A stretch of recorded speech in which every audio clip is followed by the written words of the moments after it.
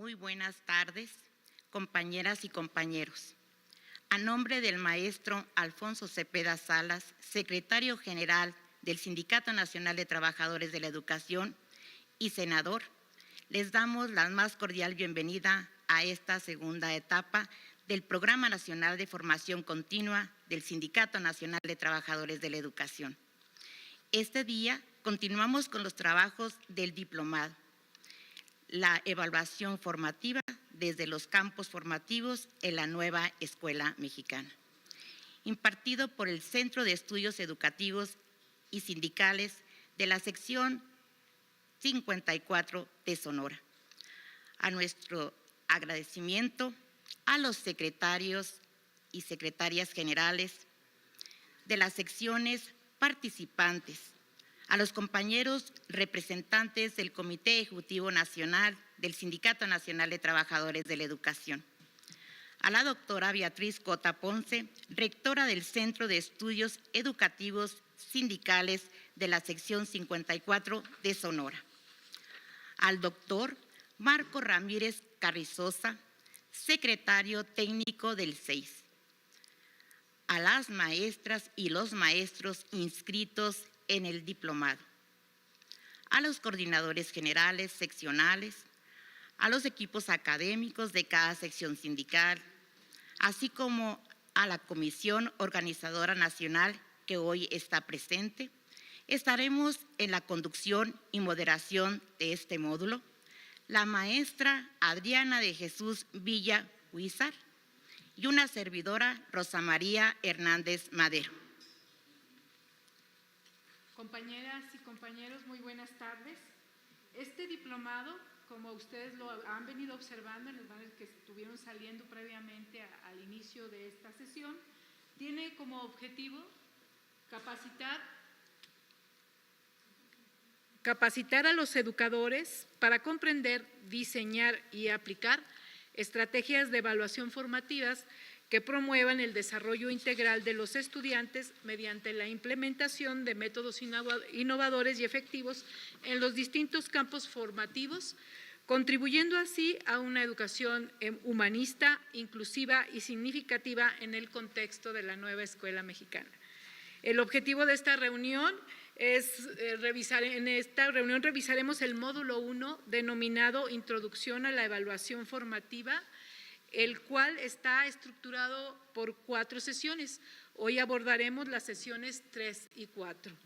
La sesión 3 tiene como título Herramientas de la evaluación formativa, con 2 aspectos a revisar, como es exploración de diferentes métodos y herramientas de evaluación y estrategias para una retroalimentación efectiva. También abordaremos la sesión 4, que habla sobre la evaluación y la diversidad en el aula, abordando aspectos como las consideraciones para evaluar a estudiantes con diferentes estilos de aprendizaje y niveles de habilidad, así como estrategias inclusivas en la evaluación.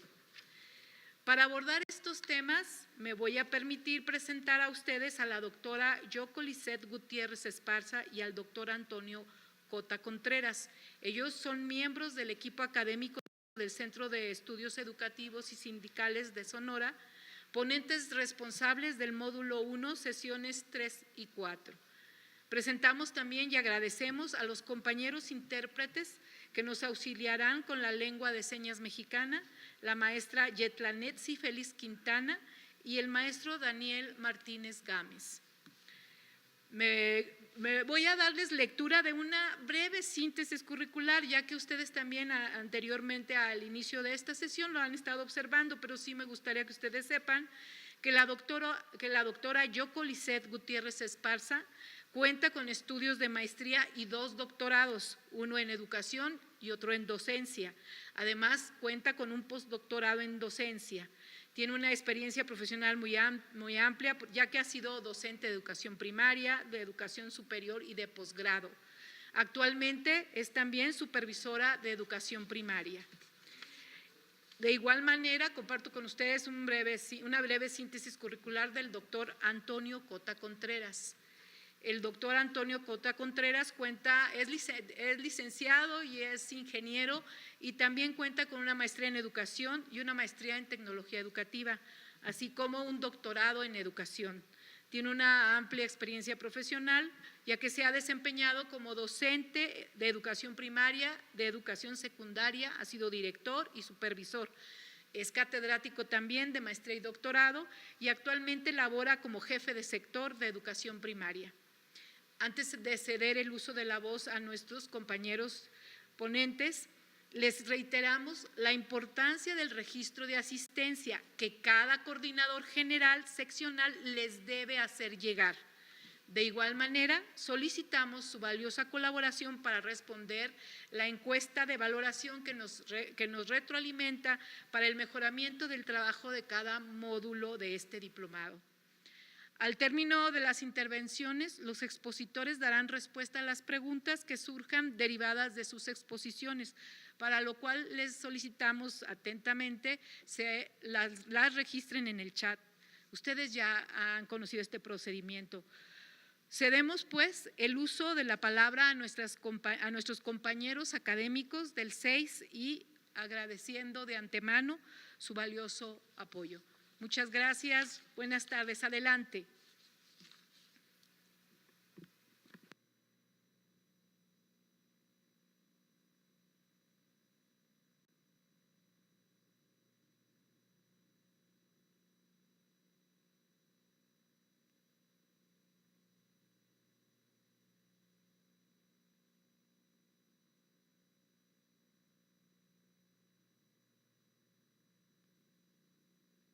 Compañeros, maestra, maestro, fíjese que no se escucha, no sé si tienen ahí, por favor, algún problema de audio para que lo revisen y podemos iniciar nuevamente.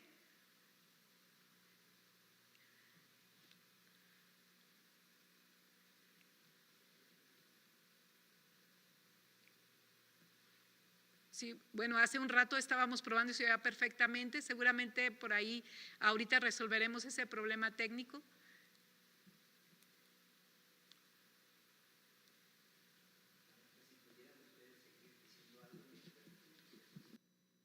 Muy bien, compañeros, yo sé que en estas situaciones estamos teniendo algún problema. Yo quisiera solamente comentarles algo que seguramente ya les hicieron llegar los compañeros de coordinadores generales con relación al curso de los elementos de la nueva escuela mexicana, la planificación y el diseño de proyectos educativos. Ya tenemos audio, entonces dejamos el anuncio para después. Entonces cedemos el uso de la voz a la doctora y al doctor. Adelante, compañeros. Gracias, maestra. Una disculpa. Bueno, esta tecnología, ¿no? Que no tiene palabra. Bueno, de nuevo, les estaba comentando que tuvimos una sesión previa, la número 1 de este diplomado, en donde estuvimos analizando aquellos fundamentos de la evaluación formativa, y en esta sesión nos vamos a ir abordando lo que nosotros hemos denominado pues como tema herramientas de la evaluación formativa, en el entendido pues que la acepción de la palabra herramienta es todo aquel medio con el cual podemos ir facilitando este trabajo. Ahí también en la gráfica vemos sesión 3 y 4, que van a ser las siguientes sesiones en donde vamos a ver de manera retrospectiva aquella práctica que caracterizó a los planes previos a la nueva escuela mexicana, que era una evaluación por asignaturas. Quiero comentarles que estas 10 sesiones pues es un viaje a través de este tema tan magnífico que es pues la evaluación formativa, que es todo un tema. Históricamente, pues la evaluación en la educación no es algo que sea nuevo, ¿no? Tiene mucha historia que la ha ido conformando desde el periodo pre-tayleriano, que la teoría nos habla que tiene un poquito más de 4,000 años, nos dice que es desde el 2000 antes de Cristo. Imagínense ustedes, ¿no? Toda esta parte de conformación de experiencia. A partir de este autor, Ralph Tyler, se conoce también con el periodo tayleriano de la evaluación que ya adquiere otras características a la cual se le denomina la generación descriptiva de la evaluación. Atravesamos también por ahí un periodo posterior que fue denominado el periodo de la inocencia en evaluación. Y así vamos atravesando distintos periodos pues siendo conformados por elementos que los distinguen unos de otros. También nosotros hemos ido atravesando a través del periodo del realismo, el profesionalismo y recientemente el periodo de la autoevaluación. Todos esos periodos, las distintas teorías pueden tener diferencias entre las maneras en que son abordadas y distinguidas. Sin embargo, todas ellas corresponden a una evaluación tradicional enmarcada en una epistemología positivista, en donde entendemos como aquello que tiene que ser medido para ser confiable. A partir de estas nuevas páginas de la historia en México, en educación, que es la nueva escuela mexicana, empezamos a conformar una visión de la evaluación que se enmarca en una teoría crítica, en una teoría mucho más cualitativa y que tiene otras características y que, bueno, es el motivo que nos trae para hacer este análisis como diplomado. Maestra. Bien. Después de este recorrido histórico de la evaluación, nos situaremos ya en nuestro país, en México, y desde el año de 1993, el Plan y Programas de Estudio de Educación Básica concibe a la evaluación en acciones que los docentes pueden realizar para obtener información que les pudiera ayudar a identificar los avances y las dificultades de los estudiantes para intervenir y justo con esto, pues que puedan promoverse el logro de los propios aprendizajes. Cabe destacar que con las reformas curriculares de los años 2000 y 2004 en educación básica se fortaleció el enfoque formativo de la evaluación y permaneció en las reformas curriculares de los años 2006, 2009, 2011 y 2017. Este enfoque, ya como lo mencionaba, tiene como objetivo identificar tanto los avances como las dificultades de cada alumno para que el docente pueda intervenir de manera óptima. Y el propósito, pues, es justo lo que ya mencionábamos, ¿verdad? Fomentar el logro de los propósitos de aprendizaje. Y en el llamado nuevo modelo educativo del 2017 y en la reforma curricular del mismo año, el enfoque formativo de la evaluación desarrolló con mayor sistematización desde una mirada pragmática y eficientista. El modelo educativo de 2017 se enfocó en optimizar resultados y estandarizar procesos de evaluación para alcanzar objetivos educativos específicos, pero de una manera rápida y medible. Este enfoque centró su atención en la productividad y el cumplimiento de estándares con una fuerte inclinación hacia la medición cuantitativa del rendimiento de los estudiantes. Y en contraste, o por otro lado, pues el humanismo que hoy tenemos con la nueva escuela mexicana, pues promueve una educación distinta, que considera al estudiante como un ser integral, cuyas necesidades van más allá del cumplimiento de objetivos académicos. La NEM se enfoca en el desarrollo pleno del individuo, considerando no solo esta parte académica, que si bien es importante, también sabemos que está la parte que hay que desarrollar en valores, emociones y las habilidades sociales de todos los estudiantes.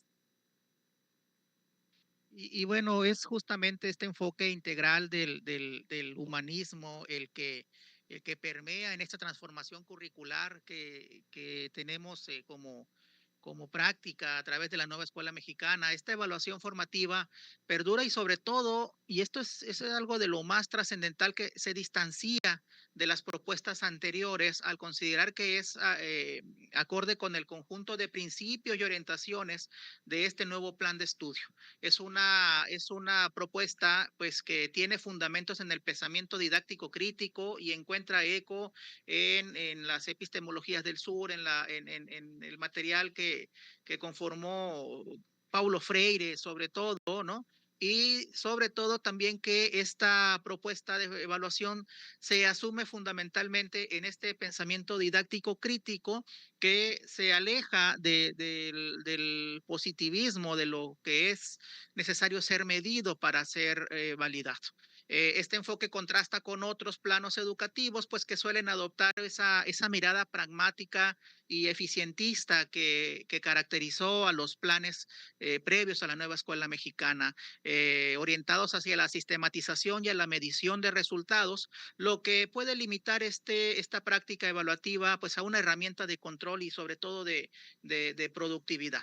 A diferencia de este enfoque pragmático, el pensamiento didáctico crítico de la nueva escuela mexicana cuestiona estas estructuras rígidas y creo que ese es uno de los elementos pues, que lo distinguen con mucha fuerza en ese cuestionamiento y en fomentar una educación mucho más flexible, abierta al diálogo, sobre todo en la que la evaluación se convierte en un medio no para medir, sino para comprender y mejorar el aprendizaje en lugar de ser un fin en sí mismo, ¿no? Este enfoque pues busca sobre todo formar ciudadanos que sean críticos, ciudadanos que sean autónomos, que estén preparados para participar activamente en su comunidad y en la sociedad. Y aquí encontramos nosotros este esquema que nos propone la propia literatura de la nueva escuela mexicana, ustedes lo pueden encontrar en el libro Sin Recetas, que nos menciona los paradigmas o enfoques de la evaluación que es con un enfoque tradicional y aquellas evaluaciones alternativas, ¿no? En donde el tradicional engloba todas aquellas estrategias que tienen por meta recabar información mediante, bueno, de manera básica, mediante pruebas objetivas. El otro agrupa las estrategias que son alternativas y que ofrecen información en profundidad. Y este es un dato que tenemos que distinguir con mucha precisión en esta evaluación formativa en la nueva escuela mexicana para entender esa naturaleza crítica de la evaluación. La evaluación tradicional con una base epistemológica positivista y en la concepción de un aprendizaje conductista, el cual pues conforma el paradigma investigativo cuantitativo, ¿no? En tanto, la evaluación alternativa tiene sus bases en el constructivismo, la fenomenología, la hermenéutica y sobre todo en la teoría crítica y conforma este paradigma cualitativo de investigación y evaluación, bueno, con sustento en las cualidades de los individuos. Y desde la sesión anterior estuvimos abordando aspectos de lo que es una evaluación tradicional, dimos unas pinceladas, por así decir. Y mencionábamos que si bien esta nos ofrece información cuantitativa útil para hacer comparaciones con algunos referentes que establezcamos, no nos va a permitir que conozcamos la manera en que los estudiantes están aprendiendo. Tampoco que el docente y el alumno reflexione de las dificultades del proceso y establezcan ajustes en distintos momentos. No nos va a permitir conocer cómo se relacionan con el plan de estudios y no siempre se van a evaluar habilidades o conocimientos que estén relacionados con el mundo real, sino van a estar en un contexto artificial de la misma evaluación objetiva, por lo que no proporciona datos suficientes para que podamos gestionar este aprendizaje que está gestándose.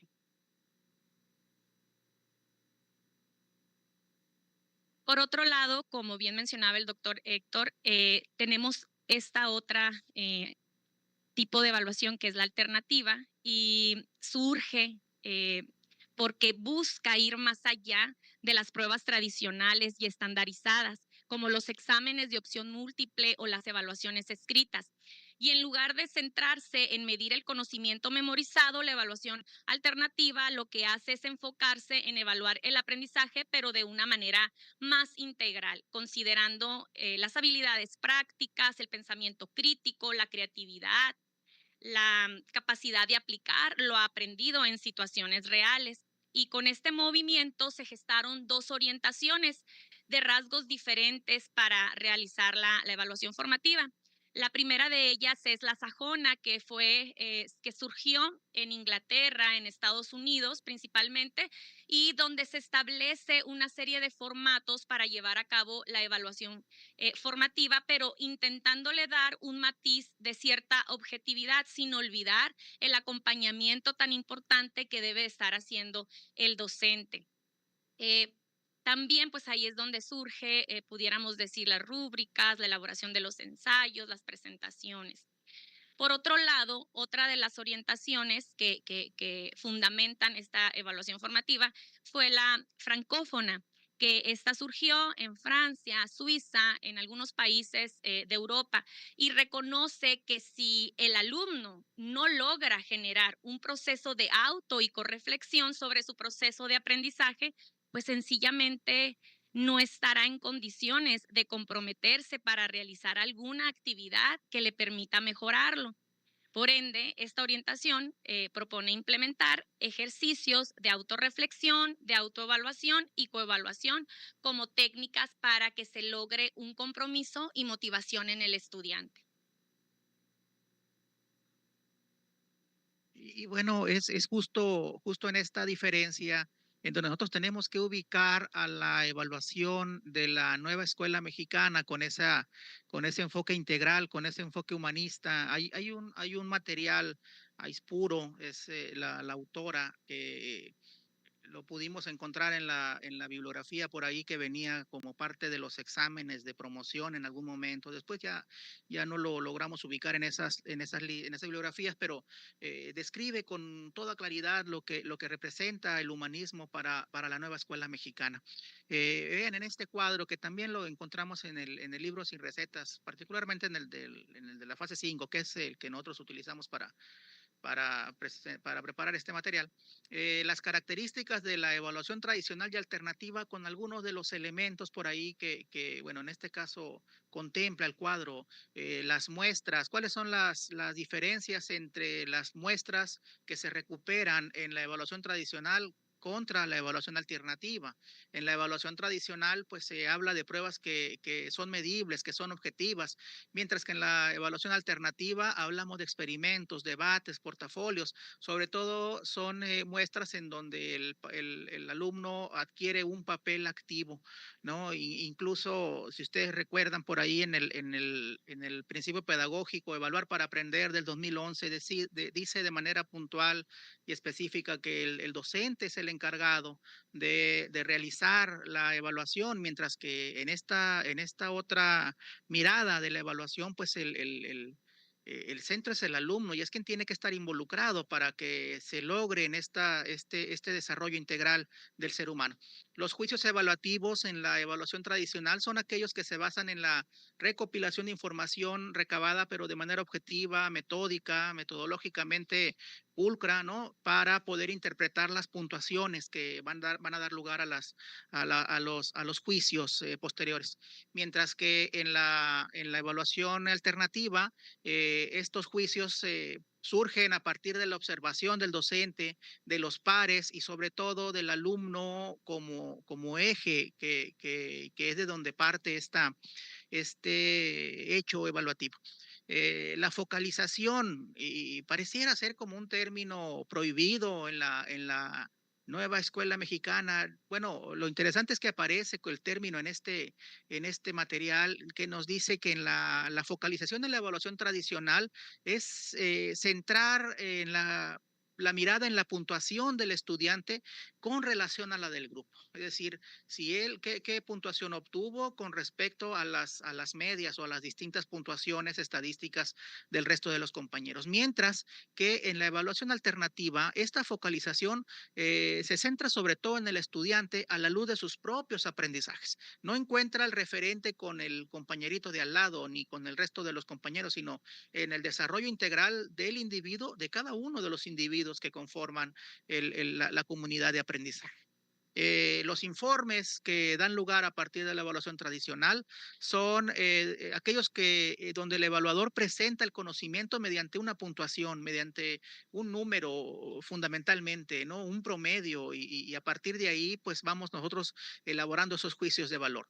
En la evaluación alternativa, por otro lado, nos habla de un informe que el evaluador crea como una historia evaluativa respecto al individuo o al grupo. Tiene más que ver con esa observación y esa autointerpretación que ocurra tanto del docente como del alumno, ¿no?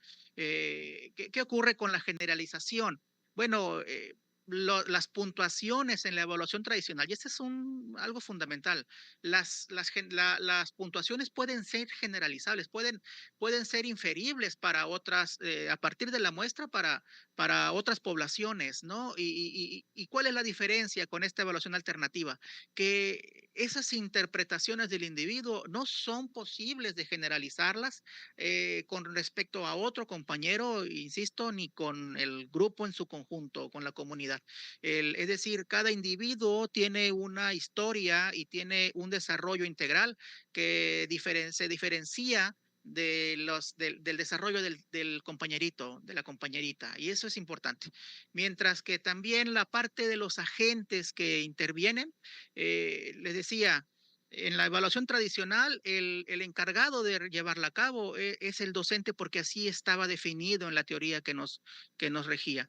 Mientras que en esta evaluación, en esta otra mirada, el agente no es solamente el docente, el agente es el docente también como parte del ejercicio, el estudiante de manera fundamental y los pares también que pues toman juego también en esta mirada. Eh, y bueno, continuando con esta teoría que se va conformando en la nueva escuela mexicana, nos dice que la evaluación formativa debe brindar información sobre aquellas acciones que generan aprendizaje significativo, ¿no? Que generan aprendizaje significativo, pero sobre todo de aquellos aspectos que se pueden mejorar desde la acción docente. Y lo veíamos en la clase pasada, que Casanova, San Martí y todos los autores que estuvimos analizando hacían hincapié, aún y cuando el momento en el que lo dijeron o afirmaron no coincide históricamente con la nueva escuela mexicana, ¿no? Y esto pues es para impulsar las capacidades de los estudiantes. Estas acciones también deben ser útiles al momento de la acreditación, porque finalmente es un elemento que tenemos que darle cumplimiento y que deben de verse de manera complementaria, no como la acción para la evaluación. De acuerdo al material Un libro sin recetas, Philippe Merier plantea 3 exigencias en la búsqueda de una educación para la emancipación. Y la primera es que debemos enseñar saberes emancipadores.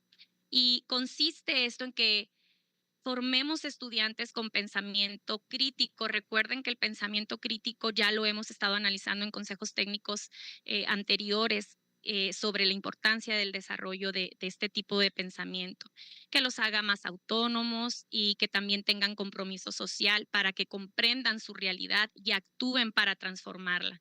Este enfoque promueve la reflexión sobre los problemas sociales, la integración del conocimiento local y cultural y el desarrollo de proyectos que generen cambios positivos en la comunidad.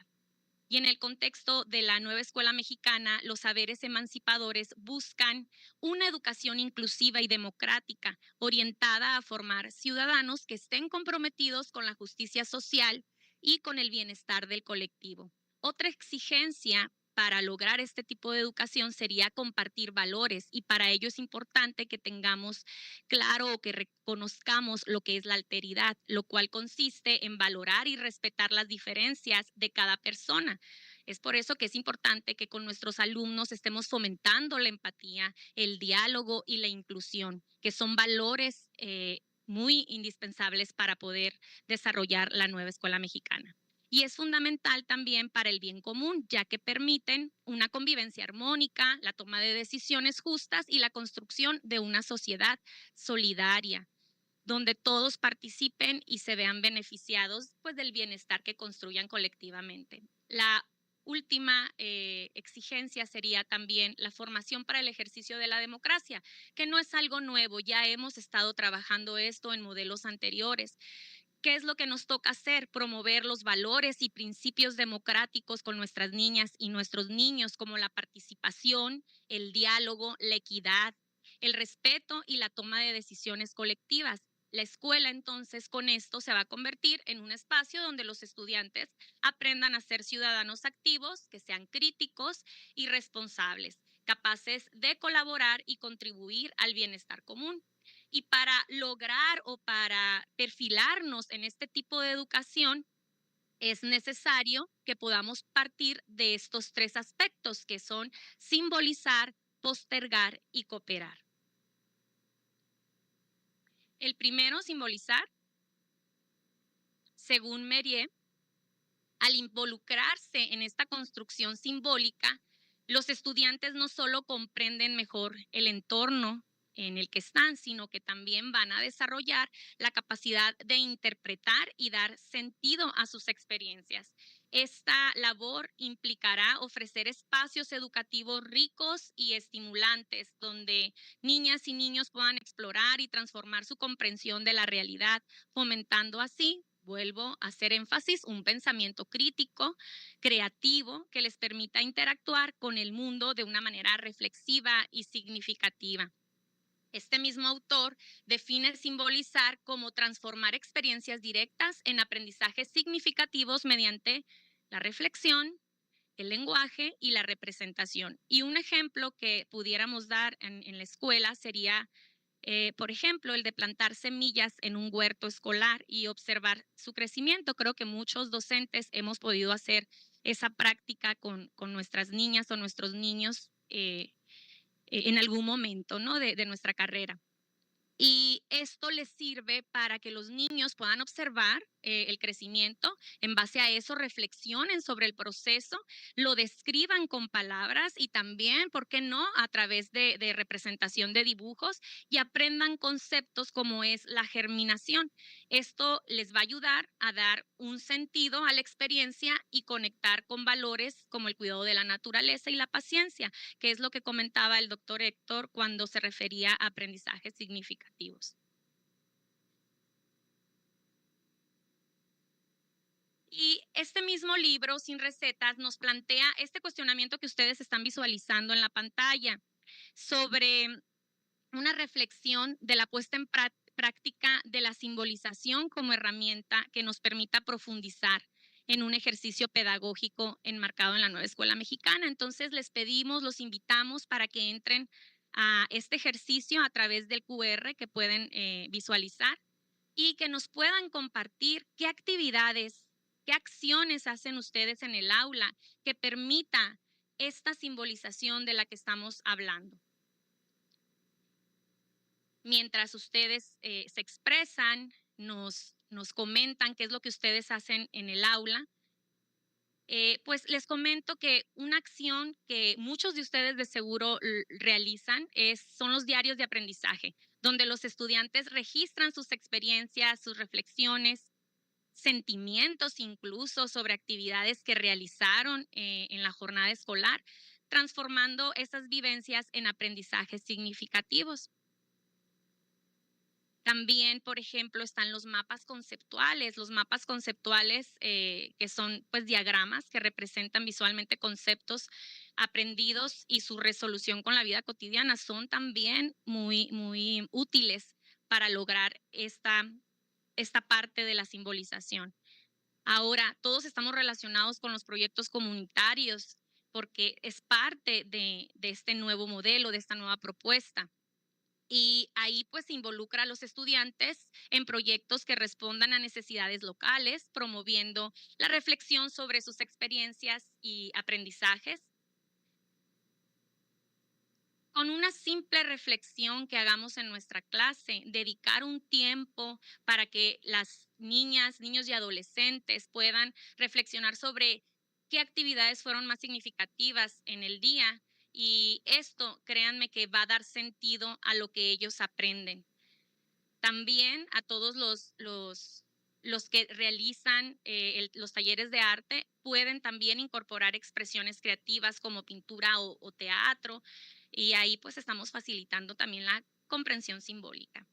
Vamos a ver algunas de las respuestas que ustedes ya han expresado. Doctor, ¿me puede ayudar por favor? Sí, gracias. Yoko, bueno, tenemos varias participaciones, agradecerles. Este es un ejercicio que nos ha resultado muy agradable porque son muchas las participaciones, sobre todo de las distintas partes de la República que nos acompañan. Voy a leer la primera, maestra, que es la primerita que llegó de la maestra Hilda Morales del bonito estado de San Luis Potosí, que nos dice que las acciones que ella realiza tienen que ver con observar a los niños y sobre todo realizar esas adecuaciones tan importantes para el aprendizaje de ellos. Nos dice también la maestra Paulina Rodríguez de Los Altos de Jalisco, por allá, nos dice generar acciones educativas continuas que promuevan esa simbolización, como los juegos de roles, cuentos y narración, nos dice la maestra. Por acá el maestro Brian Ramos, también de Jalisco, mira, le volvimos a atinar, con dinámicas colaborativas. Del estado de Puebla, nos dice la maestra María Mauleón, ensayos, mapas, diarios de aprendizajes también. ¿Qué más, maestra? Ayúdame con uno. A ver, nos dice también el maestro Jorge Ibarra de Baja California, promoviendo desde el área de educación física el cuidado de la salud y de la higiene también con ejercicios en el día a día. Desde el estado de Veracruz, un cafecito, maestra, en la parroquia Malaya en este momento, ¿no? La maestra Elena Pérez nos dice usar el contexto en la presentación de situaciones problemáticas, así como compartir con la comunidad escolar los productos de los proyectos. Dos últimos, desde Oaxaca, maestra, de Oaxaca, la maestra Amanda Ramírez nos dice el juego simbólico, carteles, maquetas. Y para finalizar, son muchísimas gracias de Durango, la maestra María Alcántar nos dice, hacemos diariamente un diario en clase, los alumnos mencionan y recuerdan, y aquí, lo que hicimos en el día. Entonces, estas son las respuestas pues, que ustedes comparten con nosotros como acciones que promueven esta simbolización en las niñas y los niños, ¿no? De acuerdo a lo que nos dice esta teoría. Muchísimas gracias a todas y todos por su participación. Continuamos entonces. Otra de las herramientas es la retroalimentación, la cual pues nos dice la literatura pues que juega un papel trascendental y no necesita decirlo la literatura. Yo creo que es algo que por sentido común entendemos como un eje insoslayable de la evaluación formativa, ¿no? Porque desde una vertiente pedagógica prioriza esa implicación del estudiante en su proceso de aprendizaje para favorecer esas habilidades de regulación de sí mismo. Y frente a este cuestionamiento de la simbolización, se plantea esta retroalimentación como esta alternativa para fomentar esas prácticas que se fundan en vínculos pedagógicos sólidos. Por lo tanto, resulta esencial cambiar esa perspectiva que históricamente se tiene de la retroalimentación dentro del proceso de enseñanza y de aprendizaje. Esta perspectiva histórica en la evaluación educativa mexicana ha estado tradicionalmente centrada en la corrección y el control. En el mejor de los casos, a título de nota personal, espero no herir susceptibilidades, pero hemos encontrado sobre todo notas como eje de la retroalimentación, notas como muy bien, sigue así, esfuérzate más, casi siempre son notas cortas que tienen más que ver con ese tipo de frases.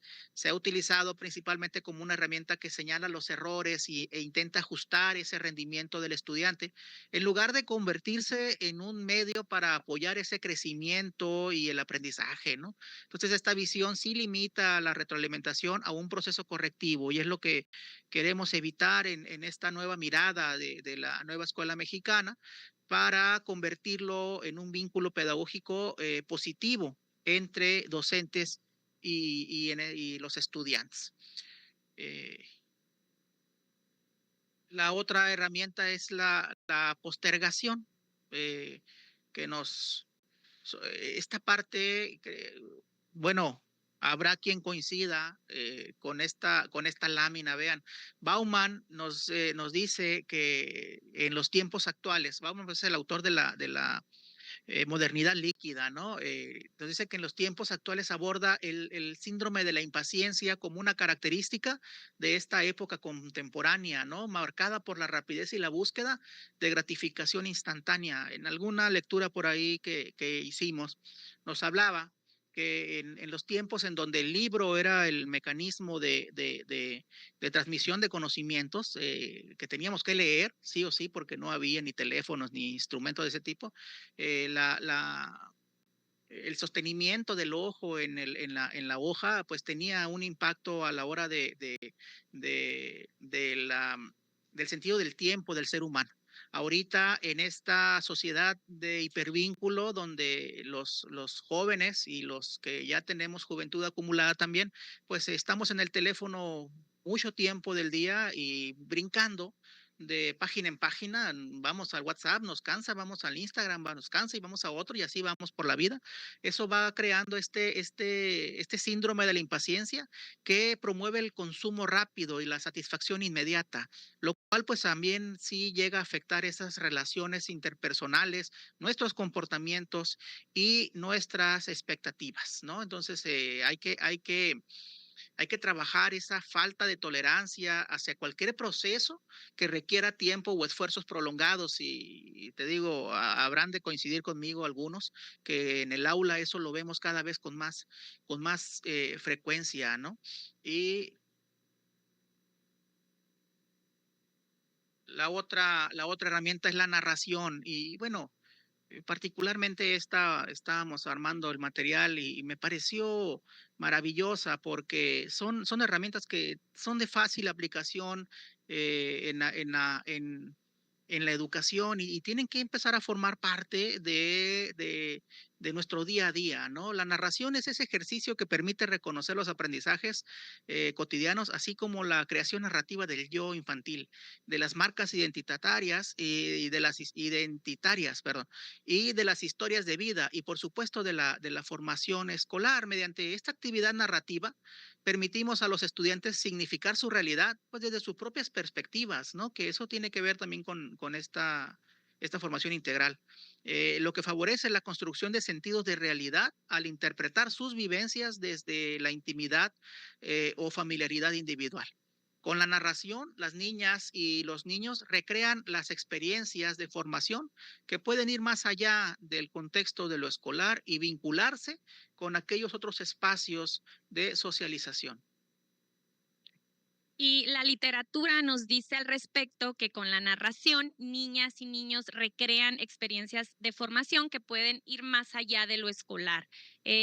Pueden vincularse también con otros espacios de socialización y los formatos son muy amigables porque podemos tener desde el formato gráfico, también escrito, visual, hacia algo más elaborado como pudiera ser algo audiovisual.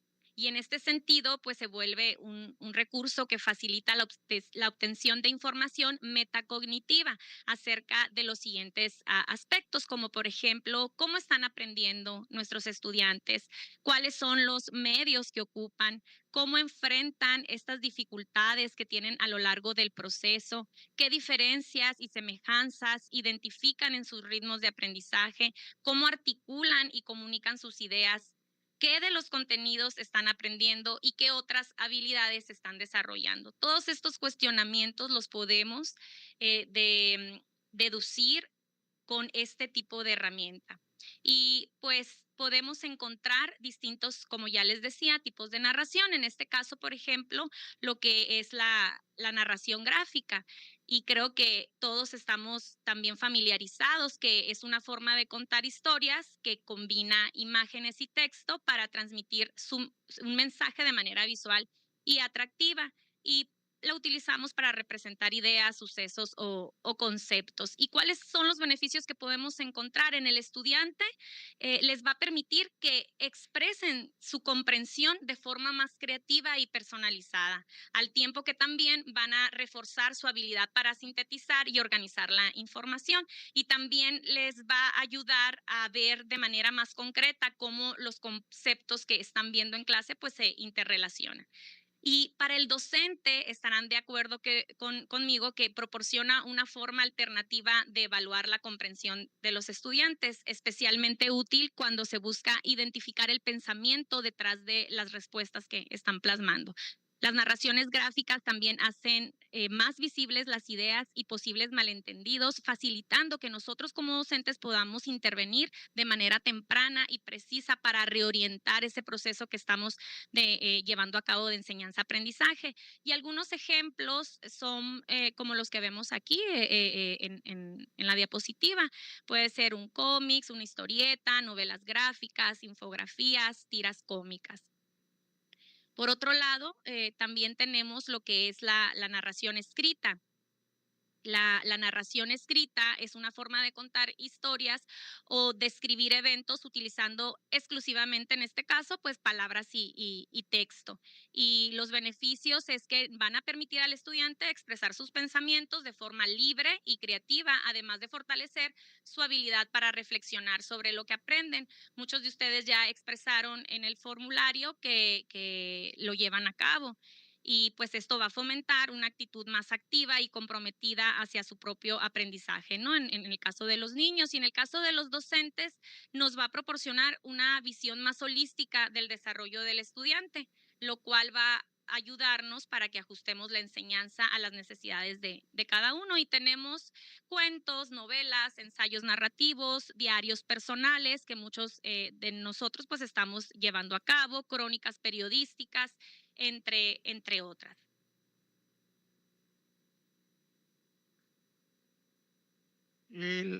La otra forma de la narración es la que eh, se encuadra en lo visual, ¿no? Que es esa forma de contar historias o transmitir ideas mediante el uso exclusivo de imágenes, símbolos y elementos gráficos. Y bueno, con esto es recuperar el espacio de las artes, ¿no? Que en esa mirada positivista se le dio mucho mayor peso a las materias de las ciencias, ¿no? Matemáticas, naturales, etcétera. Es recuperar estos espacios de la narración visual, toda vez pues que las imágenes desempeñan ese papel que guía al espectador a través de una secuencia visual que quien la elabora pues lo manifiesta como su perspectiva, ¿no? Que las tramas, las emociones, a través de las líneas, de los colores y demás. Eh, Sobre todo porque se basa en la composición, se basa en el color, en la iluminación, en la perspectiva, que hay quienes tienen esa sensibilidad para crear una narración visual fabulosa, ¿no? Entonces, es también esa parte. Y luego la narración audiovisual, pues que es aquella que combina imágenes y movimiento, ¿no? Como música, efecto de sonido, para contar esa historia, transmitir ese mensaje de manera completa, como las películas, los documentales, etcétera, ¿no?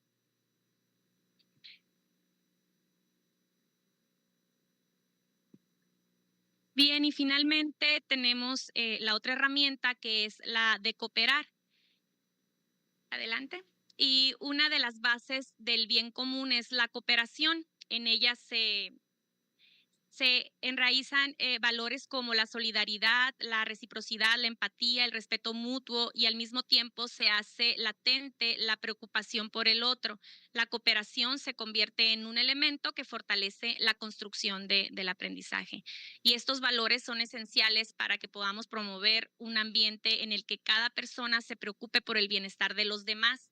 En el contexto educativo, la cooperación no solo fomenta estas cualidades, sino que también se convierten en un pilar para el aprendizaje al fortalecer la construcción conjunta del conocimiento. Y cuando los estudiantes están cooperando, pues se van a beneficiar del intercambio de ideas y de experiencias, lo que va a enriquecer su comprensión y contribuir a un aprendizaje más significativo y colectivo. Ya esto lo veíamos, ¿no?, desde las teorías de Vygotsky. Y en este elemento, en esta herramienta, viene también esto que es la tutoría. Y esto se alinea con la premisa de Paulo Freire de que no hay docencia sin licencia. Este principio señala que la enseñanza y el aprendizaje son procesos interdependientes en lo que el docente y el estudiante van a estar aprendiendo mutuamente. Y este ejercicio va a promover la colaboración, la responsabilidad compartida, el desarrollo de habilidades sociales, a la vez que va a reforzar los contenidos académicos simultáneamente. En la educación básica puede ser una forma muy efectiva de apoyar a los estudiantes con diferentes niveles de conocimiento y fomentar un aprendizaje significativo y participativo. Estoy segura que muchos de ustedes ya llevan a cabo esto de la tutoría desde distintas formas. Expertos, pues, son los del nivel de secundaria que ya tienen parte de este trabajo organizado, ¿verdad? Pero, ¿cómo lo hacemos también en los otros niveles? Podemos efectuarlo a través de actividades o juegos prácticos como los pares tutores, en donde un alumno que esté más avanzado en su conocimiento pueda apoyar a otro que lo requiera, grupos de tutores rotativos que también cada semana estén rotándose, proyectos de investigación guiados, clubes de lectura temáticos, también una resolución colaborativa de problemas, en donde también los niños que ya son expertos en algunos contenidos, pues puedan estar guiando a los que van con un ritmo distinto. Y también, ya lo mencionaban en sus participaciones, el juego de roles de tutoría.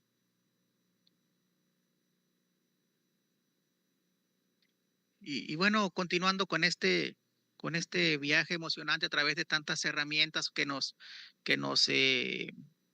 conceptualiza, ¿no? El material este del libro sin recetas y bueno, hemos ido avanzando a través de ellos y todavía faltan algunos por ahí. Entonces, es un esfuerzo que cada uno de ustedes deberá realizar en lo individual en su momento para apropiarse de esta conceptualización y ponerla en la práctica, ¿no? Lo cual creemos que es el reto principal de este ejercicio de aprendizaje.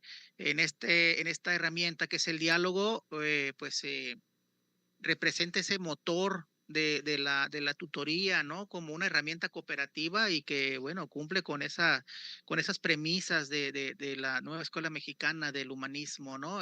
Al favorecer el establecimiento de relaciones horizontales que ya también se habían manejado desde los principios pedagógicos por ahí y en el 2017 también, los cuales pues distinguen al maestro como orientador del proceso educativo y no como esa fuente única y hegemónica de conocimiento, es decir, el maestro ubicarse debajo de la cátedra, ¿no? El escalón ese que todavía se permanece de manera pues histórica en algunas aulas por ahí. Bueno, había que ubicar al docente por debajo de la cátedra y sobre todo en una actitud pues de orientación de sus alumnos y no como aquel que enseña de manera estricta, ¿no? Dichas relaciones se sostienen desde la tolerancia, el respeto y sobre todo el convencimiento afectuoso, que es lo que nos dice.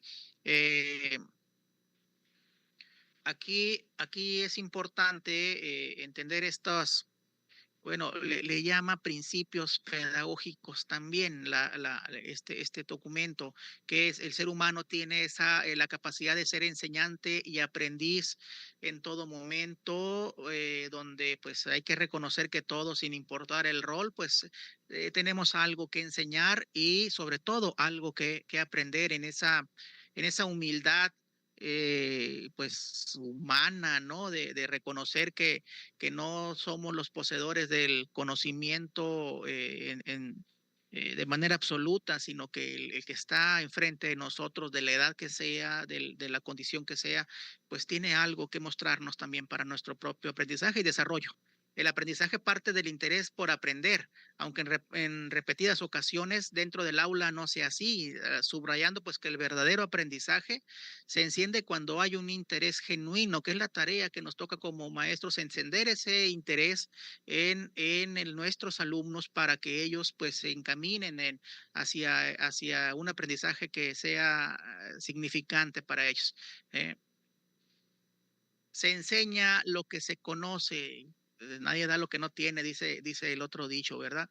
Este principio establece que el acto de enseñar requiere un conocimiento profundo del tema para que este tutor sea capaz de transmitir saberes de una manera muy efectiva, dominando el contenido y logrando conectar con sus estudiantes de una manera muy significativa. Cuando se enseña, también se aprende, ¿no? Es el cuarto principio. Sobre todo reforzando la idea de que la enseñanza no es un proceso que vaya en una sola dirección. En el acto de enseñar, el docente también amplía su comprensión y se nutre de las preguntas y perspectivas del otro, del estudiante, creando un ciclo de aprendizaje mutuo en donde ambos tienen esa posibilidad de crecer a través de la interacción. Y bueno, ya entrando de manera más fuerte en el tema, tenemos las definiciones de los medios, técnicas e instrumentos para la evaluación formativa que ustedes lo van a encontrar en este material de los libros sin recetas, donde pues a lo largo del tiempo ha habido una evolución y quiero hacer énfasis en esta palabra. La evaluación ha ido evolucionando. Me niego a creer que es un cambio, ¿no? Yo creo que toda modificación es para bien y se nutre de lo previo, de lo que antecede. Eh, Esta evolución en el marco conceptual y en la terminología que se ha utilizado en relación a las herramientas, pues se ha ido presentando, vaya, en el 2013, por ejemplo, se publica la serie de Margarita Zorrilla, que se llama las herramientas para la evaluación en la educación básica, esa serie de 5 cuadernillos por ahí que ustedes seguramente ya conocen. En el cuadernillo número 4, que es el que se denomina estrategias, técnicas e instrumentos, genera una conceptualización que a todos nos sirvió en su momento, sobre todo aquellos que hemos ido presentando evaluaciones para la verticalidad o la horizontalidad. Sin embargo, en esta implementación de la nueva escuela mexicana y bajo este modelo humanista, los términos han ido modificándose. Por ejemplo, en el material de 2013 eran herramientas, técnicas e instrumentos, ustedes recordarán. En este material, la palabra herramienta sale del escenario y se conceptualiza una palabra distinta que son los medios para recuperar información, que ahorita lo vamos a ver. Entonces, es importante observarlo porque a lo largo de la historia vamos a ir encontrando esas modificaciones, esas evoluciones y que tienen que tener ese significado evolutivo como tal, no una acepción que rompa o que sea prohibitivo utilizarlos. Creemos en esa evolución y sobre todo en esa adaptación como gremio. Vean ustedes este siguiente cuadro. De manera esquemática ya nos presenta, ¿no?, lo que son los medios y las técnicas para la evaluación y ya hace una diferenciación que no estaba presente en el material del 2013. Aquí los medios, pues bueno, déjenme avanzar a la siguiente nada más para hacer unas precisiones aquí. Los medios de evaluación son todas y cada una de las producciones del alumnado que el profesorado puede recoger, ver o escuchar para demostrar lo que los discentes han aprendido a lo largo de un proceso determinado. Le digo, es un concepto que rompe en el escenario y es importante empezar a manejar esa terminología, los cuales pueden ser en un formato escrito, en un formato oral y en un formato práctico. Me regreso aquí a la anterior y vean ustedes cómo están por ahí planteados los exámenes de control, cuaderno de trabajos, cuestionarios, exámenes, foros virtuales, memorias, póster. Ahorita lo vamos a ver con detenimiento. En el caso de los medios orales, pues son la comunicación, el cuestionario oral, los debates, ¿no? Las mesas redondas. Y dentro de los medios prácticos, pues son las prácticas supervisadas, ¿no? Las demostraciones, juegos de roles y demás. También están las técnicas que tienen esa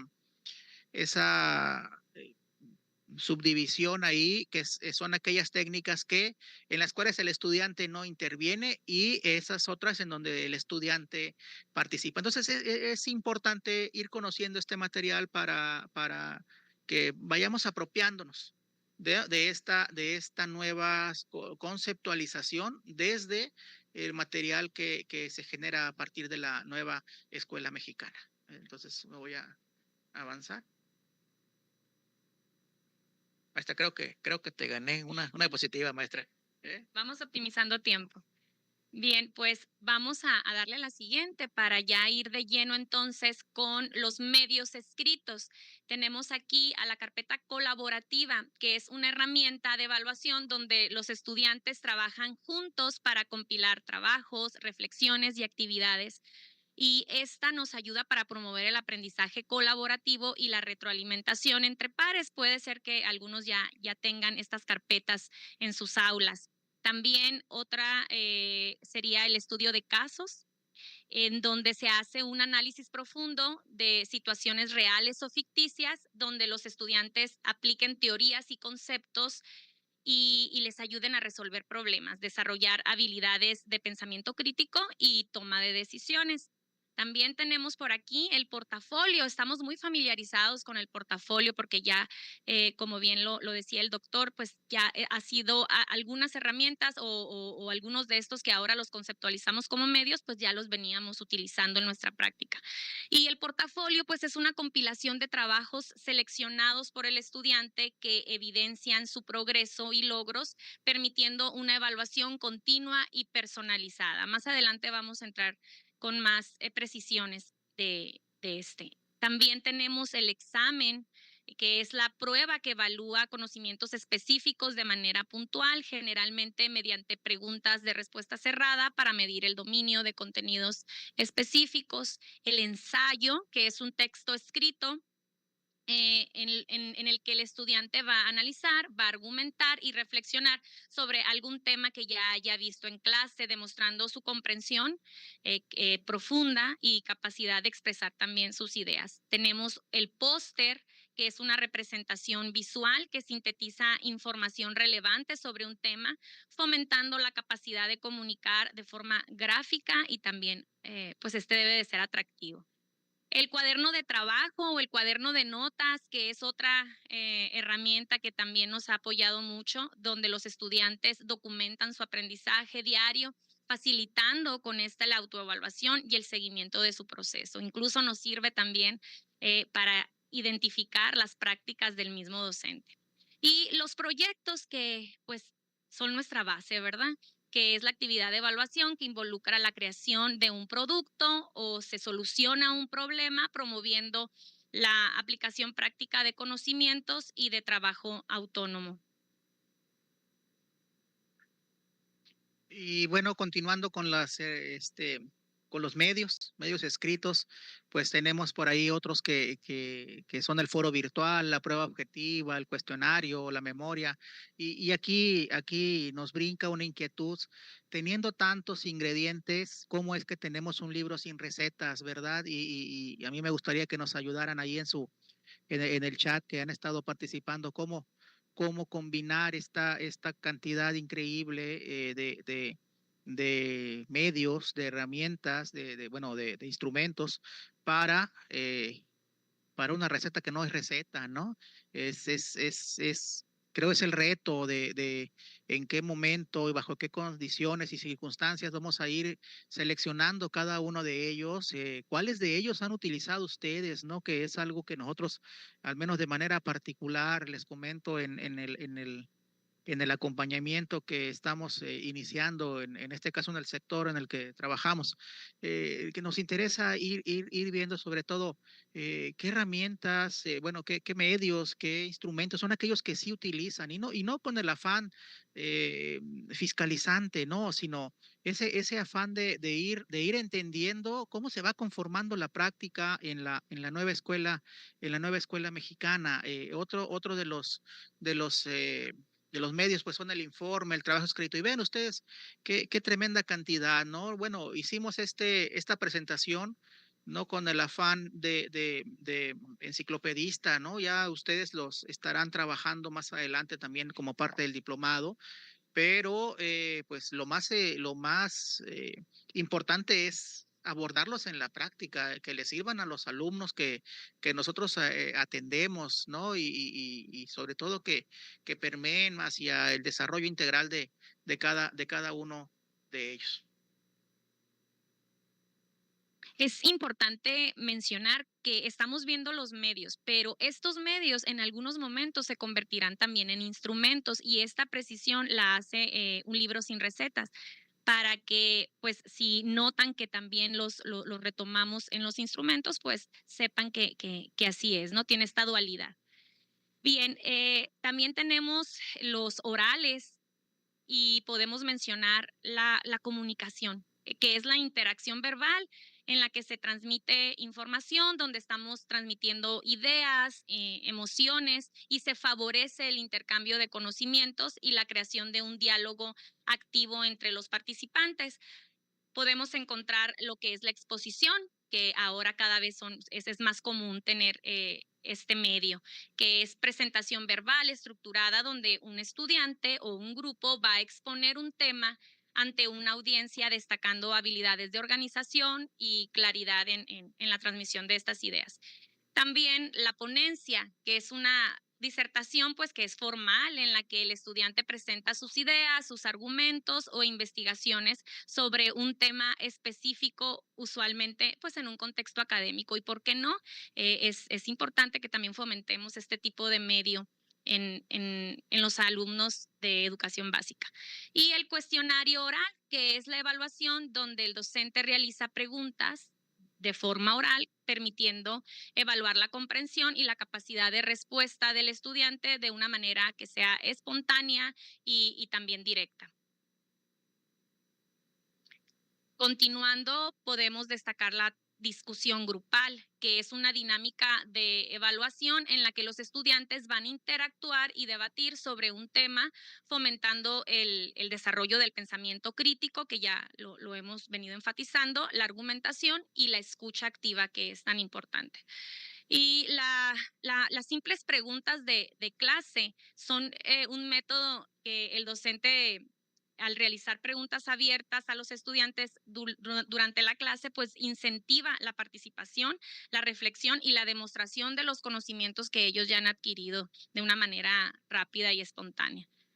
Y el debate o el diálogo grupal es una actividad donde los estudiantes intercambian opiniones y argumentos sobre un tema, fomentando la capacidad de análisis.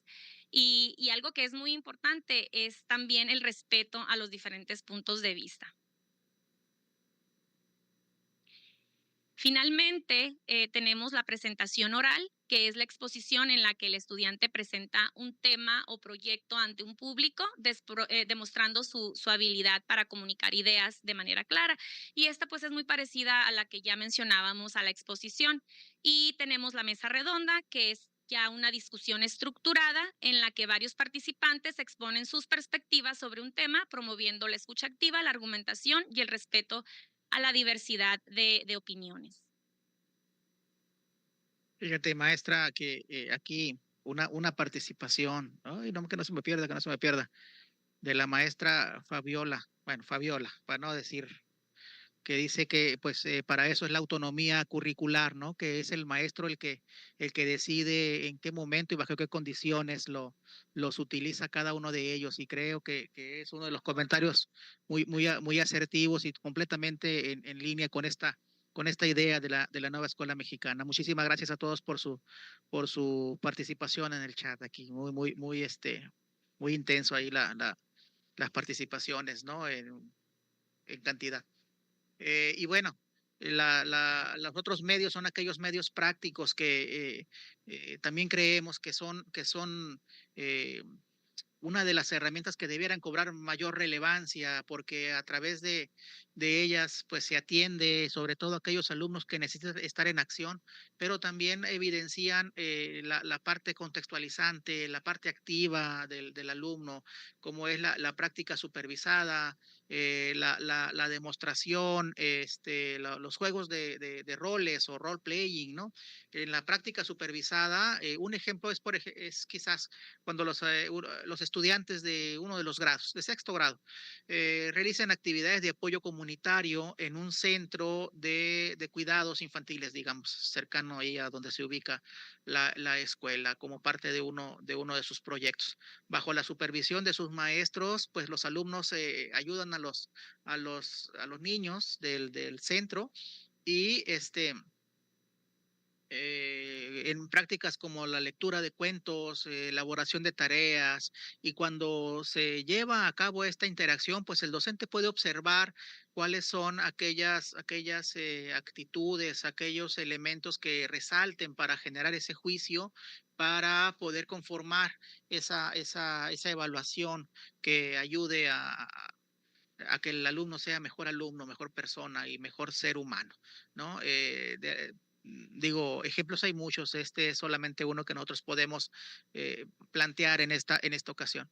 Las demostraciones, pues, es cuando los estudiantes explican o muestran un proceso aprendido. De hecho, ahorita nosotros tenemos una actividad muy bonita en donde se ubican nuestras escuelas, que los alumnos van a participar en una feria de una de las universidades que están allá en la región.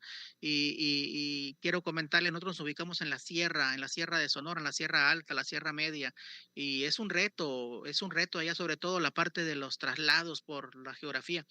Y aún así nuestros alumnos van a acudir a la universidad para generar ese momento donde ellos van a demostrar conocimiento, sobre todo en el campo de saberes y pensamiento científico a través del STEAM. Entonces, creemos también que esas son actividades muy contundentes a la hora de poder realizar interpretaciones y sobre todo juicios dentro de esta evaluación, pues, de carácter formativo.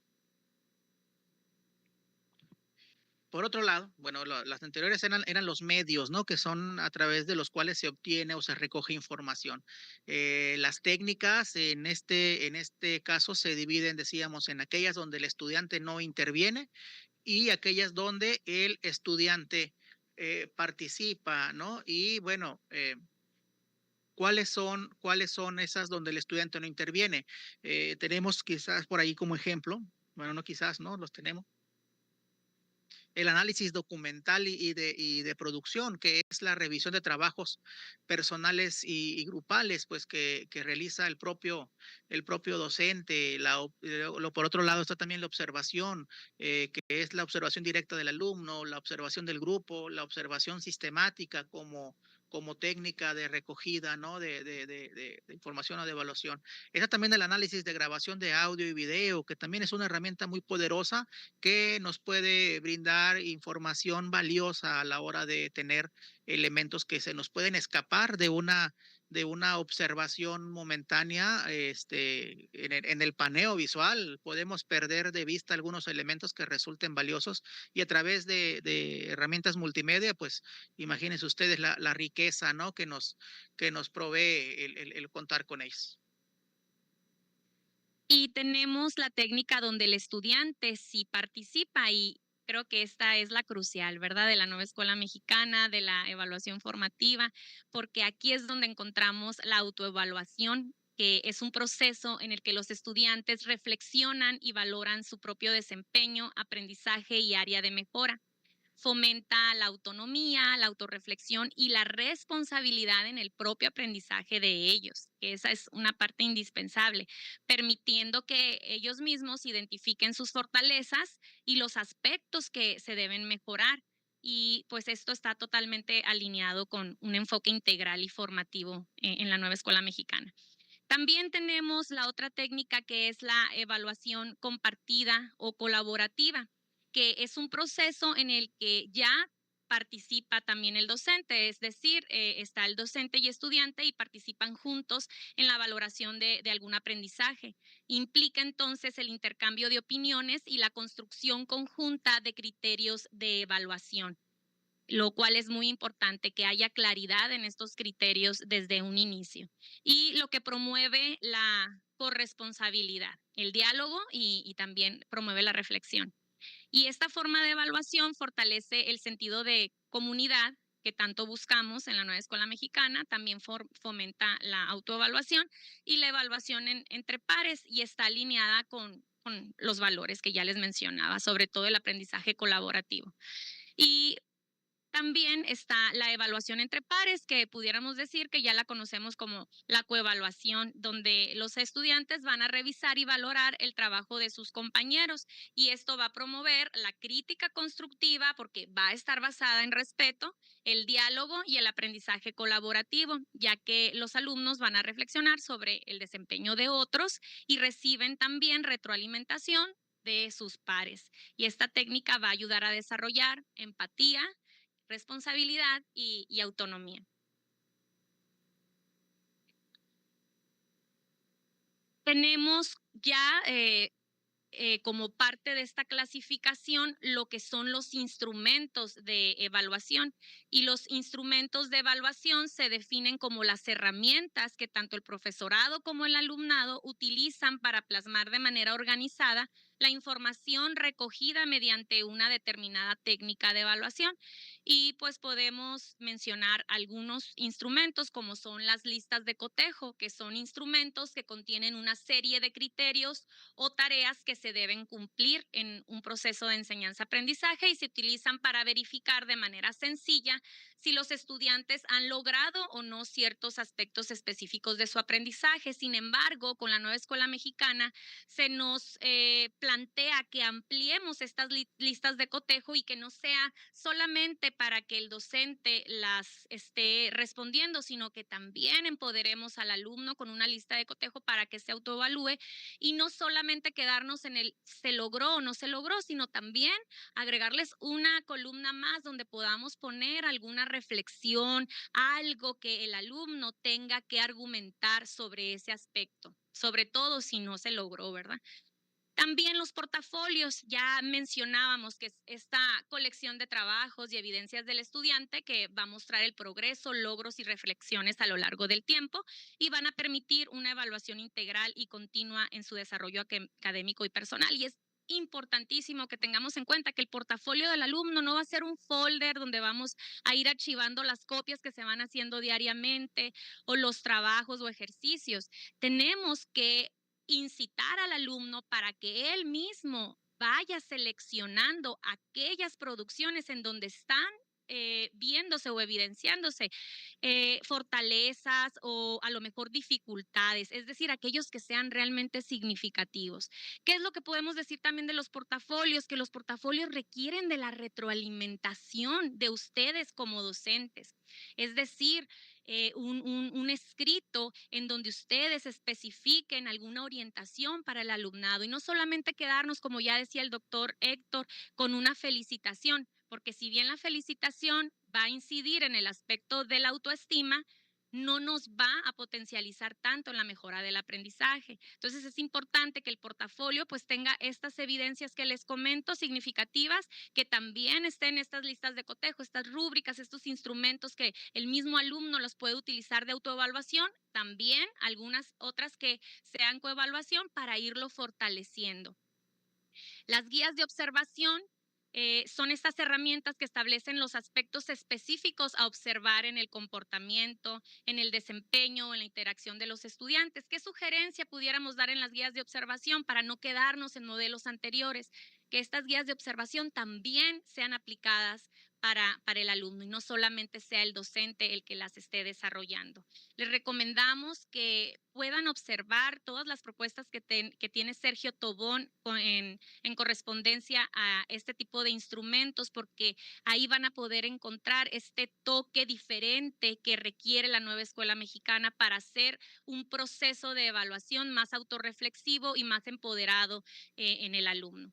Las rúbricas o matrices de valoración son instrumentos que detallan los niveles de desempeño para distintos criterios de evaluación y nos van a ofrecer descripciones muy claras de lo que se espera en cada nivel, ayudando a la evaluación objetiva y precisa del trabajo de los alumnos. También tenemos las ejecuciones prácticas, que son evaluaciones en las que los estudiantes van a demostrar sus habilidades a través de algún experimento, algún proyecto o alguna tarea específica para valorar la aplicación de los conocimientos que ya adquirieron, pero muy importante en situaciones reales.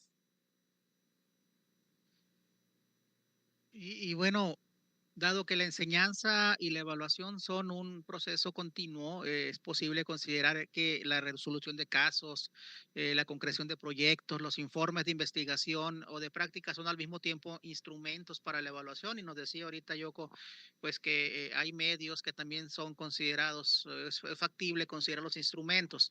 Y aquí me gustaría que en lo que avanzamos nos fueran ayudando ahí en el chat, pues qué diferencia sustantiva encuentran ustedes entre medios e instrumentos.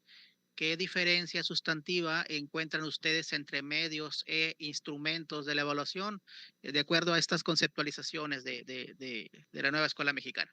Y bueno, en lo que ustedes nos ayudan ahí, la comparación de los diferentes tipos de instrumentos tiene que ver con los del tipo pruebas objetivas, las preguntas orales, las pruebas de ensayo y las evaluaciones centradas en el desempeño. Les decía, pareciera que son conceptos que resultan prohibitivos en la nueva escuela mexicana y sin embargo la literatura los sigue considerando pues por aspectos prácticos, ¿no? Y del hecho educativo, del hecho evaluativo. ¿Cuál es la diferencia? Vaya, en el propósito, ¿cuál es el propósito de cada uno de ellos? Bueno, las pruebas objetivas obtienen la muestra del conocimiento en términos de eficiencia y de confiabilidad, ¿no? En términos de puntuaciones. Las preguntas orales son aquellas que tienen como propósito evaluar el conocimiento durante la instrucción misma, ¿no? En la interacción. Las pruebas de ensayo, el propósito es evaluar las habilidades de pensamiento o dominio alcanzado en la estructuración, organización de un cuerpo determinado de conocimientos y las evaluaciones que son centradas en el desempeño. El propósito es la evaluación de las habilidades de trasladar ese conocimiento y la comprensión a la acción. Cada una de ellas tiene un propósito específico que es importante que lo sepamos distinguir para la utilización pertinente, ¿no? En su momento. En cuanto a las respuestas del estudiante, también hay puntos de comparación.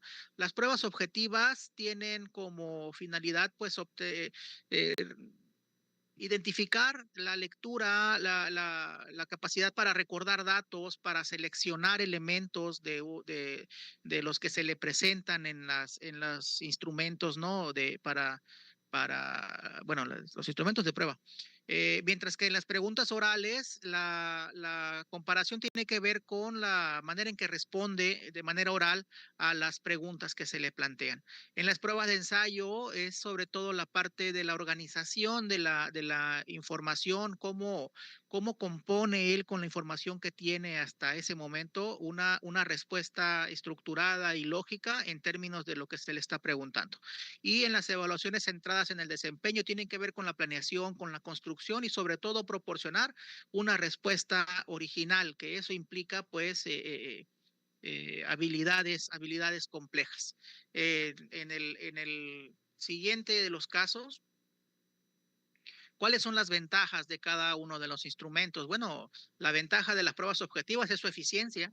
Se puede administrar muchos reactivos por unidad de tiempo de prueba, hacer una implementación, pues, gigantesca, ¿no? Hemos conocido seguramente docentes, sobre todo en niveles superiores, que hacen un instrumento y lo aplican a todos los alumnos que tengan 50, 100, 200 o más, ¿no? Y les sirve por la eficiencia.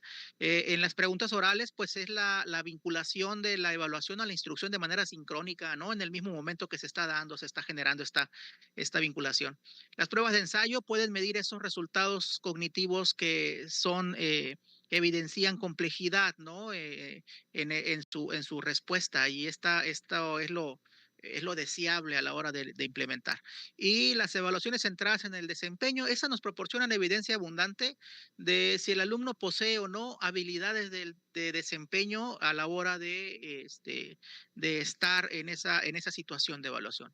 Y ya por último en la tabla es cuál es la influencia en el aprendizaje.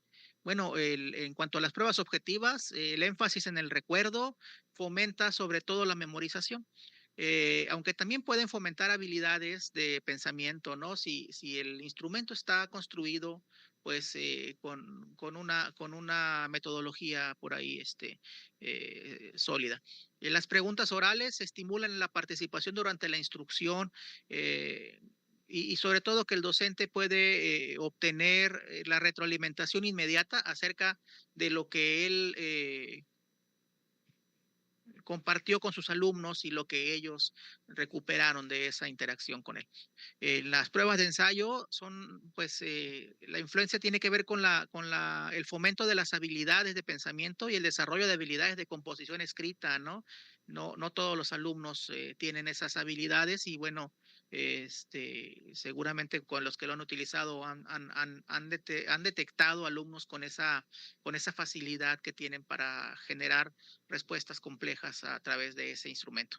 Y las evaluaciones centradas en el desempeño, pues destacan el empleo del conocimiento y habilidades disponibles en contextos de solución de problemas importantes, ¿no? Entonces, vean ustedes cómo cada instrumento tiene sus particularidades, tiene sus inclinaciones, sobre todo a la hora de obtener determinados resultados con determinadas especificidades. Dentro de las pruebas objetivas están los exámenes de opción múltiple y este tipo de prueba proporciona opciones de respuestas cerradas, permitiendo medir conocimientos específicos de contenido y de forma rápida. También tenemos las pruebas de verdadero o falso, que nos van a evaluar la comprensión de conceptos a través de afirmaciones que deben ser clasificadas como correctas o incorrectas, siendo útiles para temas con respuestas claramente definidas. También las pruebas de emparejamiento, que se basan en relacionar términos, conceptos o definiciones entre dos columnas, y así con esto pues vamos a medir la capacidad de asociación entre ideas y conceptos relacionados. Exámenes de respuesta breve, que requieren que los estudiantes proporcionen respuestas específicas en una o pocas palabras, evaluando así el conocimiento factual y puntual sobre un tema. Y las pruebas de completación, que consisten en oraciones o enunciados con espacios en blanco para que los estudiantes las llenen, ayudando a evaluar la comprensión de términos y conceptos clave. Tenemos también lo que son las preguntas orales y aquí ya entran lo que son las entrevistas, que permiten al docente hacer preguntas específicas al estudiante para evaluar su comprensión en profundidad y explorar sus conocimientos. También las actitudes las podemos aquí evaluar y las perspectivas de manera más personal. Los debates, que aquí pues los estudiantes exponen y defienden sus puntos de vista, lo cual permite evaluar su capacidad para argumentar, para sintetizar información y también para responder a opiniones contrarias. La discusión guiada, donde el docente hace preguntas y al mismo tiempo va guiando la conversación para que los estudiantes reflexionen y respondan en un entorno colectivo, promoviendo el pensamiento crítico y la reflexión sobre el contenido. Tenemos las presentaciones orales, las cuales ya mencionamos anteriormente cuando hablábamos de los medios, y los interrogatorios socráticos, que a través de preguntas directas y progresivas, el docente va a guiar al estudiante para que analice sus respuestas y profundice en su comprensión del tema, promoviendo la autoevaluación y la reflexión crítica.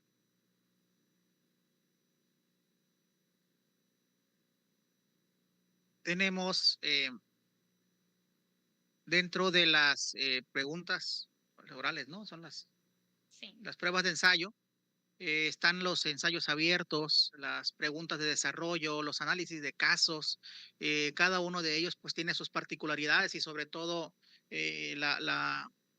el tipo de respuesta que se espera que nos den los alumnos son aquellos que nos permiten identificar esos elementos de construcción compleja, ¿no? De cada uno de ellos. Los ensayos abiertos son aquellos que responden a preguntas complejas y abiertas y sobre todo requieren de la exploración profunda de un tema, ¿no? El desarrollo de argumentos y la sustentación de sus ideas.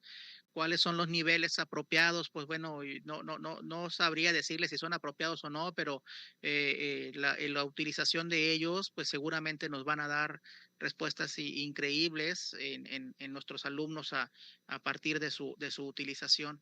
Las preguntas de desarrollo son donde el estudiante explica un concepto, proceso o fenómeno en detalle, demostrando esa comprensión integral de un tema determinado.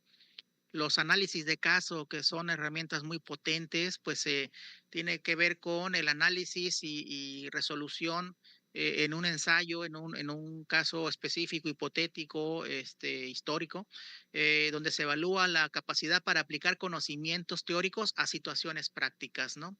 Las reflexiones escritas, que son aquellas que permiten evaluar la autoconciencia y el pensamiento crítico sobre el aprendizaje propio y las experiencias acumuladas. Las reseñas críticas también como prueba son donde los estudiantes evalúan y critican un texto, artículo o libro, demostrando una posible capacidad de interpretación y habilidades de crítica literaria o académica. Tenemos las propuestas de investigación, pues que es esperable que en estas metodologías sociocríticas sean recurrentes, ¿no? Sobre todo en el involucramiento de los alumnos a la hora de proponer algunas situaciones de aprendizaje. Requieren que el estudiante describa un problema, plantee hipótesis y proponga el marco metodológico, evaluando así las habilidades de planificación y de pensamiento científico. Y las argumentaciones estructuradas, donde pedimos a los estudiantes pues la presentación y sobre todo la defensa de una postura sobre un tema utilizando evidencia y sobre todo lógica para articular y justificar los argumentos que nos presentan ellos. Y finalmente tenemos las evaluaciones centradas en el desempeño. Aquí volvemos a mencionar lo que son los proyectos que permiten al docente evaluar su habilidad para planificar, ejecutar y presentar un trabajo que refleje sus aprendizajes. Están las simulaciones, donde los estudiantes aplican sus conocimientos y habilidades como simulaciones de juicios, operaciones científicas o escenarios de negocios, demostrando su capacidad para actuar en contextos específicos.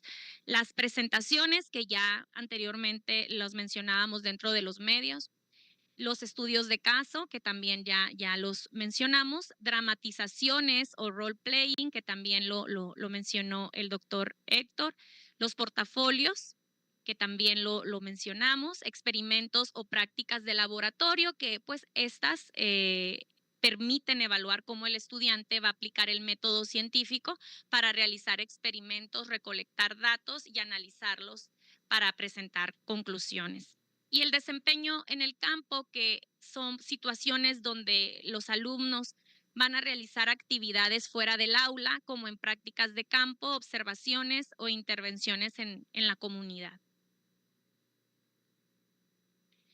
Vamos a proseguir ahora con las estrategias para una retroalimentación formativa. Las estrategias para una retroalimentación formativa constituyen un conjunto de prácticas pedagógicas fundamentales que los educadores emplean para ofrecer a los estudiantes comentarios valiosos, pero también constructivos, sobre su desempeño académico, con el objetivo de impulsar su progreso y el desarrollo en el proceso de aprendizaje. Como vemos, va más allá de solamente endulzar el oído o hacer sentir bien al estudiante.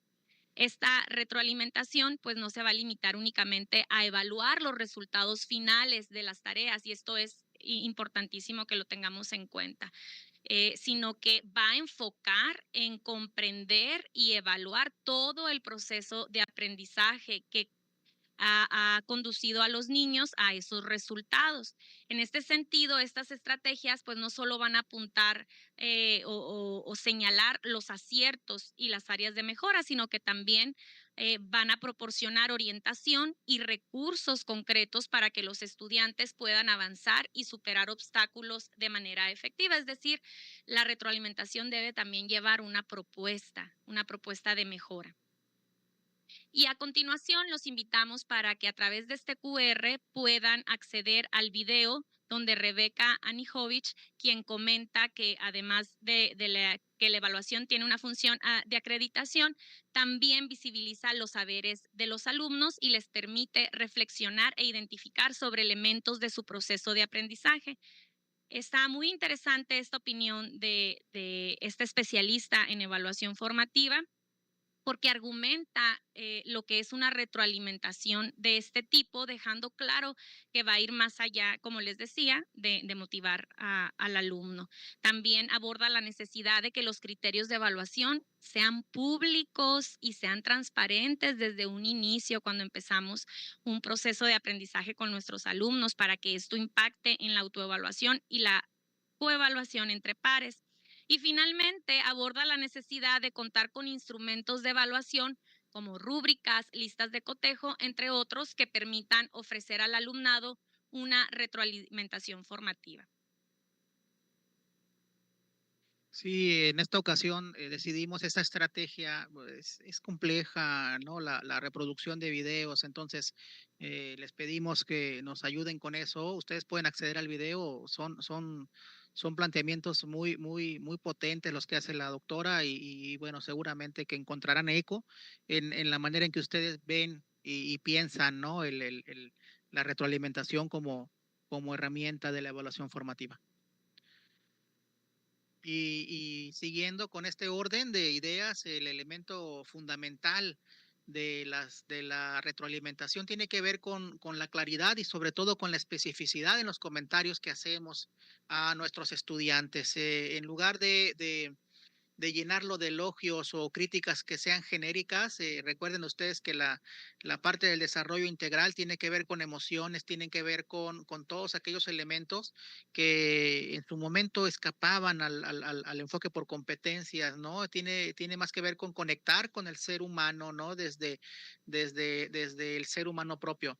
Entonces, es ofrecer una retroalimentación detallada y específica que permita a los estudiantes comprender de manera muy clara cuáles son aspectos que se identifican por parte en este caso, del docente, para que el trabajo que realiza sea exitoso y sobre todo identificar en qué áreas puede mejorar. Esta retroalimentación es importante pues que también sea de carácter constructivo, es decir, que se enfoque en el crecimiento y el desarrollo del estudiante. Y decía aquí la maestra Yoko, dejar de endulzar el oído como una obligación, ¿no? Asumida, ¿no? Sino como aquella vocación, aquellas ganas que tenemos como docentes de que nuestros alumnos sean mejores individuos, mejores personas y mejores seres humanos. Por lo tanto, pues evitar los juicios negativos, ¿no? Las famosas orejas de burro, que bueno, ya yo dudo que se usen, no es porque lo haya visto, ¿no? Sino que son aquellos ejemplos que aparecen en películas viejas y demás, pues son como el ejemplo fundamental de una crítica o de un juicio negativo que lastima a nuestros alumnos, que los hace dudar de sus propias capacidades y sobre todo pues que interrumpe el flujo natural del desarrollo integral. Por el contrario, nosotros tenemos que ser motivo de crecimiento de ellos y bueno, las sugerencias que nosotros les brindemos sean sugerencias muy prácticas y sobre todo que los alienten para abordar esas áreas de mejora que hemos identificado. Asimismo, pues incluir la promoción de la autorreflexión, que esto es básico.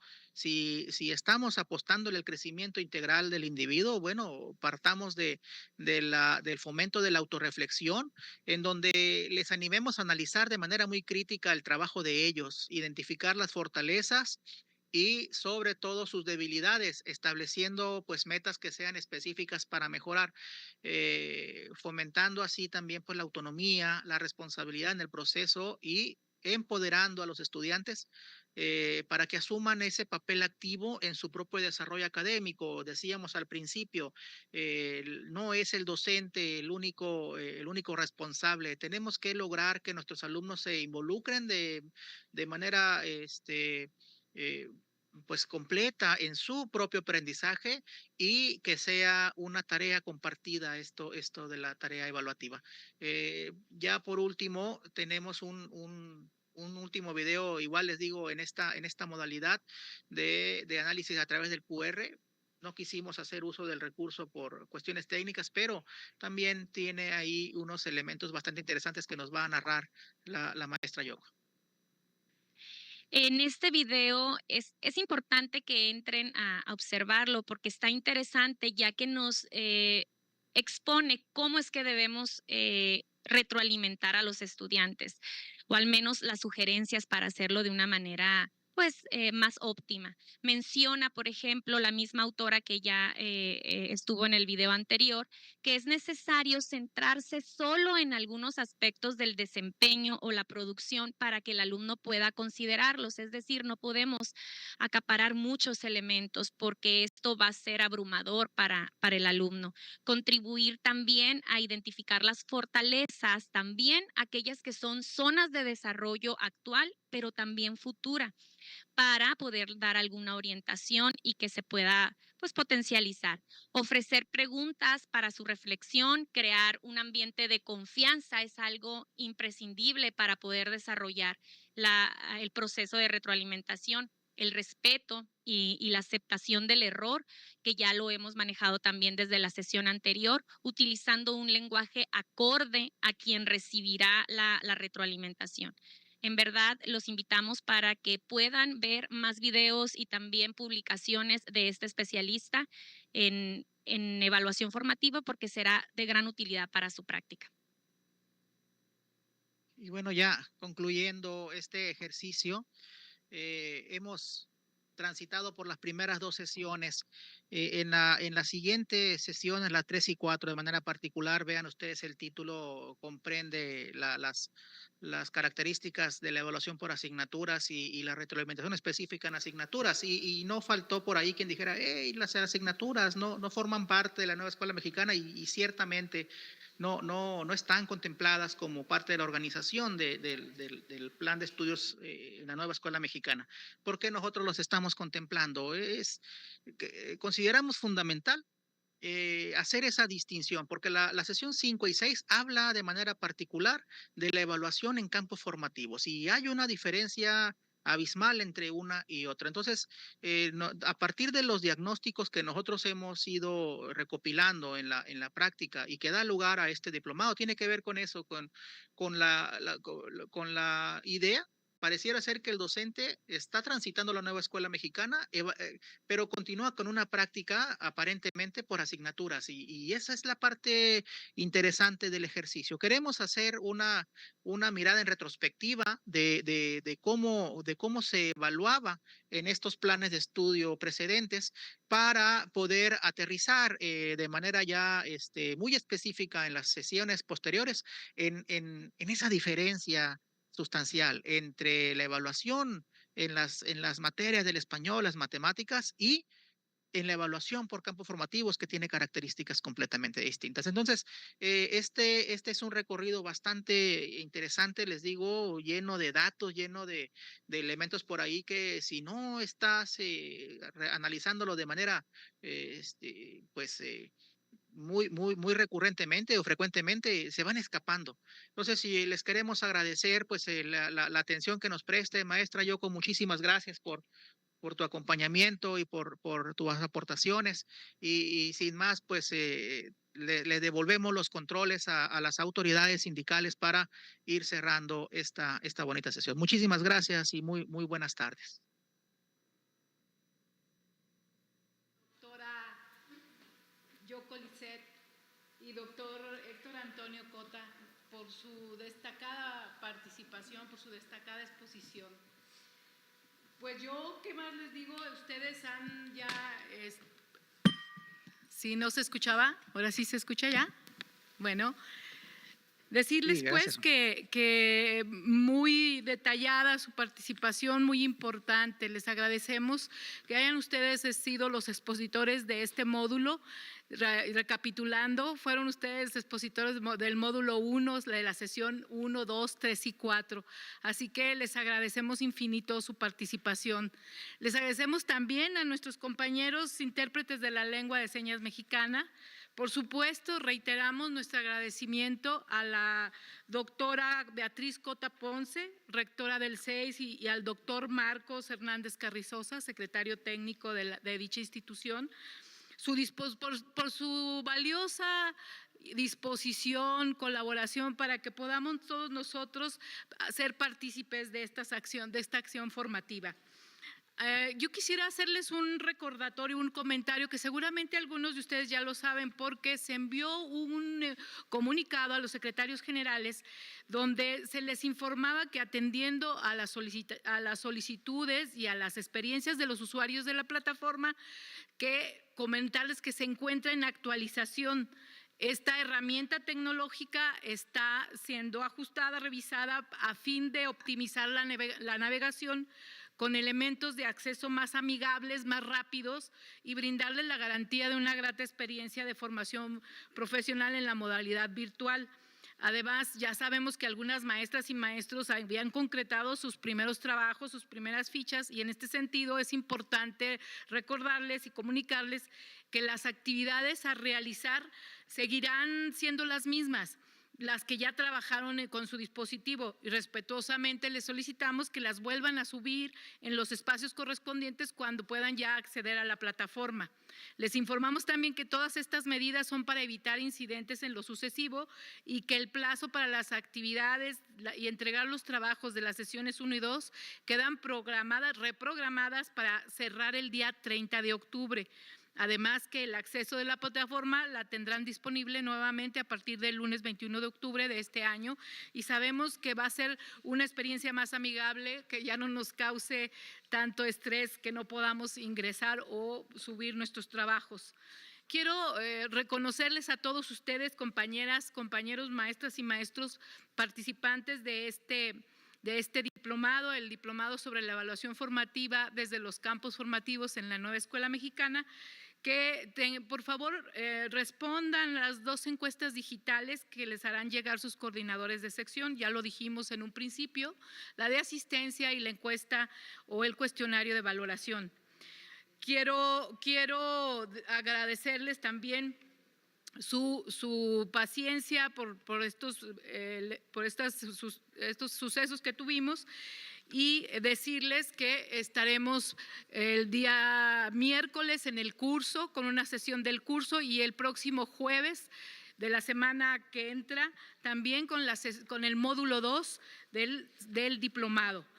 Les refrendamos el agradecimiento y el reconocimiento del maestro Alfonso Cepeda Salas, secretario general del CENTE y senador. Reciban de nuestra parte un abrazo fraterno. Muy buenas noches. Muchas gracias, doctora, doctor, muchas gracias, compañeros, muchas gracias, compañeras de la Comisión Nacional. Nos volvemos a ver pronto.